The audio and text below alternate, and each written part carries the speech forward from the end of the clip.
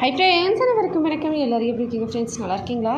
பொதுவாகவே நம்ம பருப்பு வேக வைக்கும் போதும் சரி, ஏதாவது சமைக்கும் போதும் இந்த மாதிரி தண்ணி வந்து மேலே லீக் ஆகிட்டே இருக்கும் ப்ரெஷர் குக்கரில். அதை வந்து நம்ம ஈஸியாக சரி பண்ணுறதுக்கு ஒரு டிப்ஸ் பார்க்கலாங்க.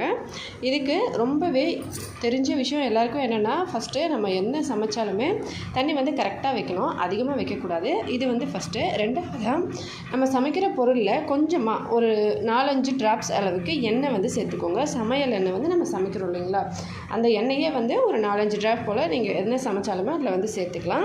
அதுக்கப்புறமா இந்த மாதிரி குக்கர் மேலே இருக்கிற அந்த விசில் வர இடம் இருக்குது இல்லைங்களா, அதில் ஒரு 2 ட்ராப் எண்ணெய் வந்து ஃபஸ்ட் போட்டுடுங்க. அதுக்கப்புறமா எடுத்து அடுப்பு மேலே வைங்க, க்ளோஸ் பண்ணி. அதுக்கப்புறம் மேலே இருக்க விசில் அதுலேயும் ஒரு ட்ராப் அளவுக்கு எண்ணெய் போட்டுட்டு அதுக்கப்புறமா மூடி வைங்க. கண்டிப்பாக வந்து விசில்லேருந்து இந்த மாதிரி தண்ணி லீக் ஆகாது. வீடியோ பிடிச்சிருந்தால் லைக் பண்ணி, ஷேர் பண்ணி, சப்ஸ்கிரைப் பண்ணுங்கள். ஹெல்த்தியாக சாப்பிட்டு சந்தோஷமாக சேஃபாக பத்திரமா வருங்க. நன்றி, வணக்கம்.